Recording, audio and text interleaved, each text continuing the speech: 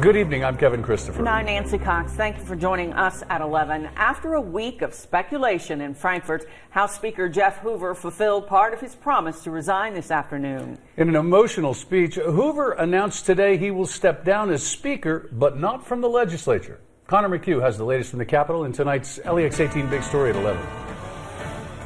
I hereby resign as Speaker of the House. In a nearly 30-minute speech on the House floor, Jeff Hoover was both emotional and defiant, resigning as Speaker, but not from representing Russell, Cumberland, Clinton, and part of Pulaski counties. Mr. Speaker, I want to make it clear, I will be back here tomorrow to continue fighting for the people I represent. Hoover's resignation comes amidst scandal.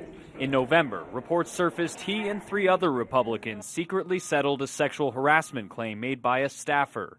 Today, Hoover said he made a mistake, but did nothing illegal or unwanted.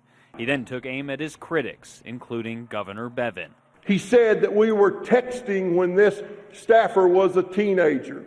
Ladies and gentlemen, I will tell you, and I will tell this governor, those are lies from the deepest pits of hell. Hoover says he's lost weight and fallen into depression in what he calls an extremely difficult 2.5 months. He says many legislators and constituents urged him not to resign and instead stand up to what he considers bullying. I'll be back here tomorrow, Mr. Speaker, fighting for what I believe in. House Speaker Pro Tem David Osborne will take over as Speaker until the House elects a new one.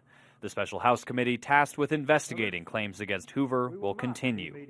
Covering the news in Frankfort, Connor McHugh, LEX 18 News.